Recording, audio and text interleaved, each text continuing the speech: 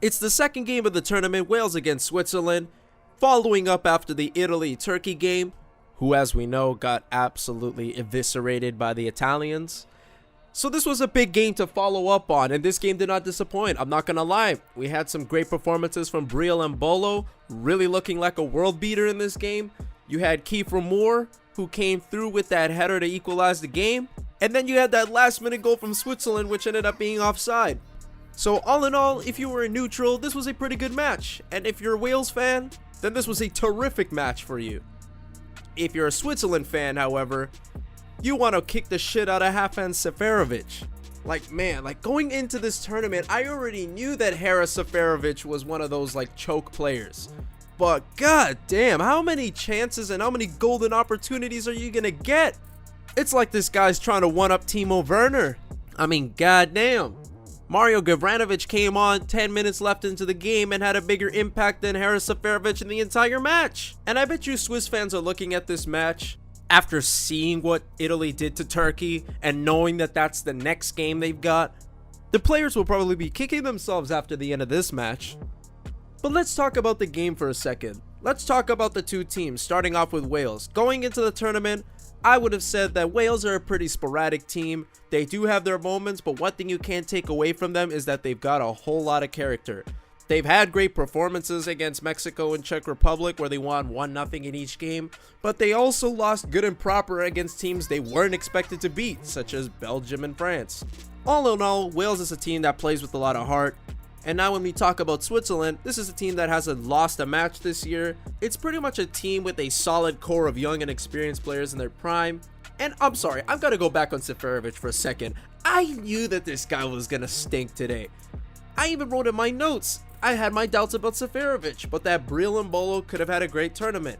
He's a great player, he did well at Mönchengladbach this season, and in my opinion, I think he's their best forward, along with Mario Gavranovic. I don't know why the hell Seferovic is there. I mean, he's one of those strikers that does well in everything except for scoring goals. I mean, he does well at Benfica. I don't know what the hell happens to him when he plays for Switzerland, but more or less it's a solid team. And off the rip, starting off in the game, the overall pace of the game started off way more intense than the last game. Both had chances on the ball, but obviously Switzerland had the most possession.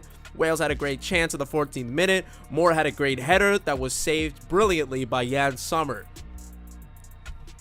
And in the 19th minute, Fabian Schär had a great chance from a corner, which was I guess a back heel kind of kick, which was brilliantly saved by Ward.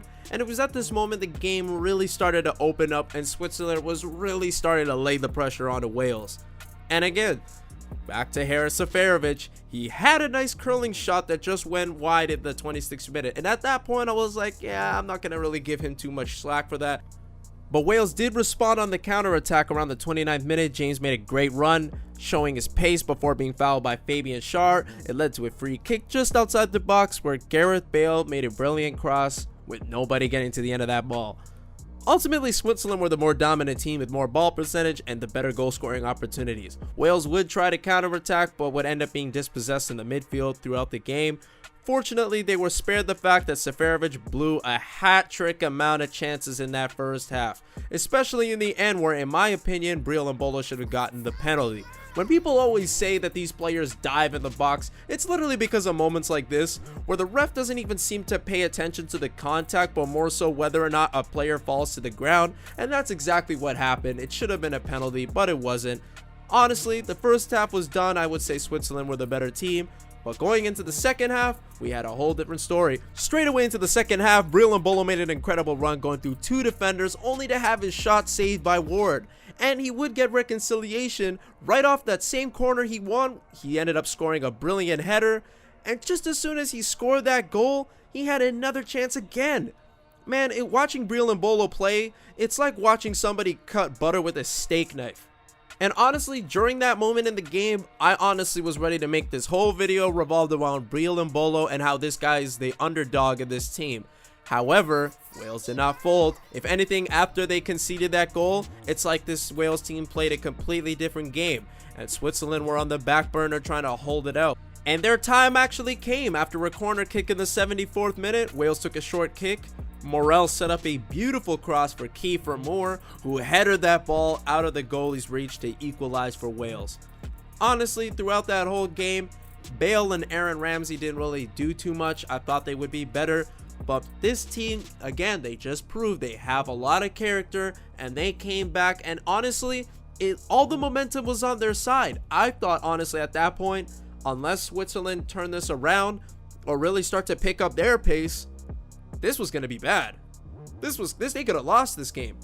But then it was like around the 80th minute when they finally took off that train wreck that was Haris Seferovic, and Gavranovic came on, and honestly, the dynamic changed again. The pendulum swung in Switzerland's favor. They even scored a goal. I honestly thought they had won this. It was in the 85th minute, and I was ready to laugh at Haris Seferovic. Throughout that whole moment, I'm not even going to lie to you guys, when Gavranovic scored, I was clowning Haris Seferovic. I'm like, you dummy. You really allowed this guy. This guy was on the pitch for 5 minutes, and he's done more than you did in this whole game. But at the end of the day, they did disappoint. It was offside, and the guy would be offside later on in the match as well. But that pretty much concluded the game. It was very entertaining, a lot of back and forth. Honestly, for Turkey, this is pretty good because you know what? Neither team here really capitalized. And for Wales, I mean, this is great for them too, because one way of looking at it is, look, you got a point against Switzerland, great result, and now you're going up against a Turkey team who has to come over and attack. They have to do something against you, so really you can just play the counter-attacking game. So all in all, this is pretty good if you're a Wales fan. As for Switzerland, I feel like you're going to feel hard done by, but you know what? At the end of the day, you could have lost as well. I feel like as soon as Shaqiri came off, it kind of felt like y'all were playing complacent, and to be honest, the 1-1 draw was kind of deserved, although I do think Switzerland was better throughout the majority of the game, and I honestly thought that they were going to come back and score at the very end, but it didn't happen, and that's the game. So now, as the group stands, Italy are at the top of the group, Switzerland and Wales are tied on points, and Turkey got that horrible goal differential sitting at the bottom. Next week, man, it should be interesting. But this is a great result for Wales. I feel like for Switzerland, this is a little bit of a bummer, especially since your next game is against Italy. You're really going to have to hold out and come through on that team, because we already saw what Italy did to Turkey. And you know what? Switzerland are going to be well prepared. I don't think they're going to have as bad of a performance as Turkey did, but we'll see what happens. So that's going to pretty much conclude today's video. I mean, there's not really much else to say. We got more games today. We got Denmark and Finland, and then we got Belgium and Russia. I'm looking forward to those games, and we will be covering it as soon as those games are finished. But that's going to conclude today's video. Thank you guys so much for watching. If you enjoyed the video, be sure to give me a like, subscribe to your boy, because we a new channel, and we about to get this shit popping. This is the Euro 2020 grind right here. But with all that being said, let me know what you guys thought. Do you think Switzerland were hard done by in this game? Do you think this result was deserved? But with all that being said, thank you guys for watching, and I'm going to see you guys in the next one. Peace out.